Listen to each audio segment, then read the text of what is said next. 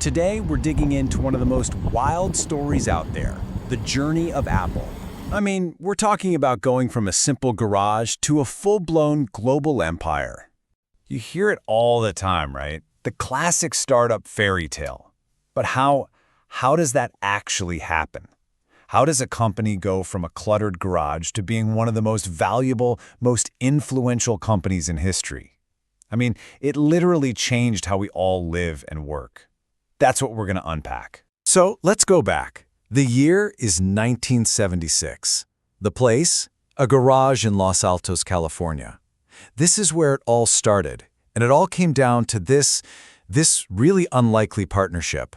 A duo with a dream that was so out there, so radical, that it was destined to kick off a complete revolution.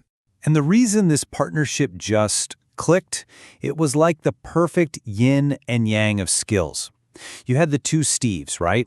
On one side, Steve Wozniak, an absolute genius engineer who could build the hardware from scratch. And on the other, Steve Jobs, the visionary, the guy with the killer instincts for marketing, who knew how to sell it. Seriously, one just couldn't have done it without the other. And their goal? Well, it was nothing short of revolutionary. You gotta picture it. Back then, computers were these enormous, kind of scary machines. They took up whole rooms in big corporations or universities.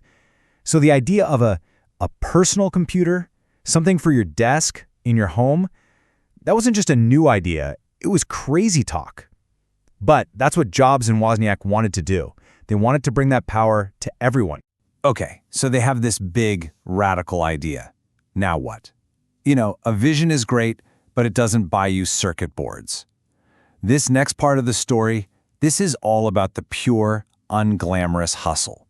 It's about the sacrifice and the grit it took to make that dream into something you could actually hold in your hands. And listen, there was no big venture capital check here. To get the money to even start, Wozniak sold his prized HP calculator, which was a big deal for an engineer back then, and Jobs sold his beloved VW van. They literally poured everything they had into this, hand-assembling every single board themselves in that garage. And then it was up to Jobs to go out and land that first all-important deal. So where did that first big break come from? Not some giant corporation, no way. It came from the Byte Shop, just a local computer store. A small business owner who took a chance and saw the magic in what these two guys were doing. That single order, man, that was the proof. That was the validation that they were really onto something. And the order was for 50. Just 50 units. Now today that sounds like nothing, right? But for two guys in a garage, 50 was a mountain. They had to somehow build 50 fully assembled computers. But that one order, that challenge, it proved there was a real market out there. And it gave them the fuel they needed to go big. So that first order, that was the lit fuse. The success of that first computer, the Apple I, it opened the floodgates for something way, way bigger. This is the moment the company goes from being a hobby in a garage to a real-deal Silicon Valley superstar. And the growth was just explosive. Think about this timeline. In 1977, just a year after they started, they launched the Apple II. Boom! A huge hit. Then, only 3 years after that, in 1980, they go public in this massive IPO. It was just an unbelievably fast climb.